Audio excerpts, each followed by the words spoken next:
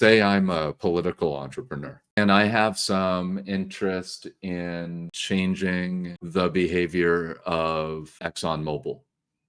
That's a big strategy I'm going to have to put in place because Exxon Mobil is a $450 billion multinational corporation that's headquartered here in the United States. But as a political entrepreneur, I might start with a group of people that I could target, say, in Chicago, that have expressed grievances about the behavior that Exxon Mobil is carrying out.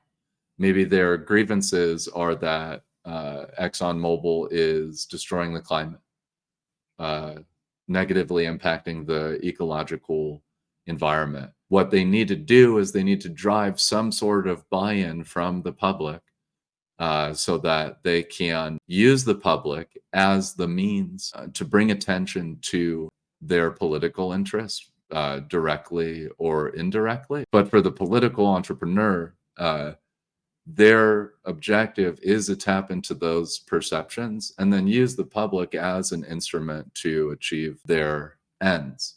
This is like one of the concerns that I had about protests when I started to obsess over them, is that they do have a propensity to become violent at some point. One of the issues with that violence is that there's a lot of people that are at these protest movements. Here you can see like massive media. And this one almost broke loose. Tension built. Law enforcement finally intervened. So what you're saying is a fight was going to break out and they moved a dissenter out. But when these fights do happen, they almost come out of nowhere.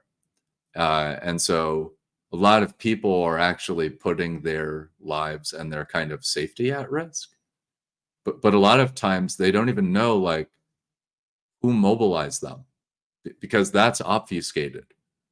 At the Union Park, I went around and I asked different protesters with the best intent. I'm not critical of the march on the DNC, and I'm not critical of people that want to express their opinions. But I just wanted to know, like, does anybody know why they're here?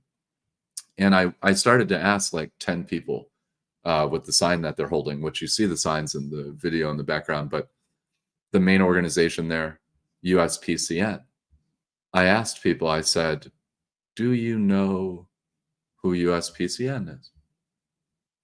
No, I have no idea. Okay. Then I'd go on and ask the next person, do you know who USPCN is? I'm not sure. And I go ask the next person. And at some point, I started getting chased around by some well-intentioned young people that said I was like poisoning people's minds. And I literally only asked the question, do you know who USPCN is? This isn't even to target USPCN. I know there's a lot of great people out there, regardless if I agree with all of their approach, tactics, or perspectives. I know there's a lot of great people there. But for any organizations that mobilize protesters or are able to do some kind of mass mobilization, the people they're mobilizing are like taking a lot more risk than they're aware of. And they usually don't fully understand how they got there or what the drivers are.